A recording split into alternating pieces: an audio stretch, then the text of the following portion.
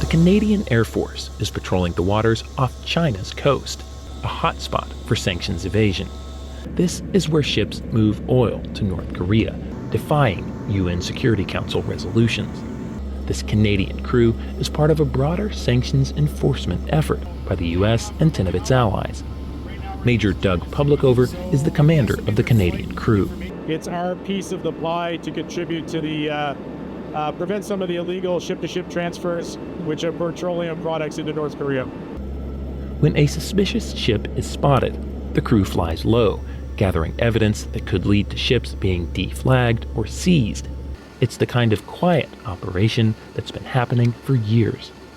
Most of the time these flights happen without attracting big global headlines. But one country that is noticing is China.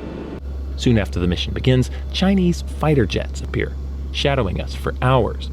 These may be international waters, but we're in China's backyard. It's a backyard U.S. officials say is not adequately monitored, allowing North Korea to exceed its UN-mandated energy caps every year. China insists it is enforcing the sanctions, but also says they should be lifted.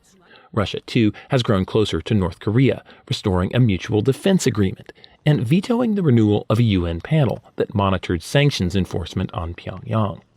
The U.S. and its allies this week announced a new body to replace the panel, but it won't have UN support, raising questions about its effectiveness. There's no way that the US and its allies on their own can enforce UN sanctions so long as China and Russia are not willing to go along with such a process. But nonetheless, it can be a very useful mechanism by which to name and shame. Doing that relies on these flights, which gather information that governments can then use to impose more sanctions. It's a continuous circle. They give us information, we give them reports, and builds on the picture. And like I said, the ultimate goal to be the deterrence and the enforcement of the sanctions. How well it can work without help from China and Russia is another question. But for now, the U.S. and its allies are trying to uphold these UN sanctions alone. Bill Gallo, VOA News, over the East China Sea.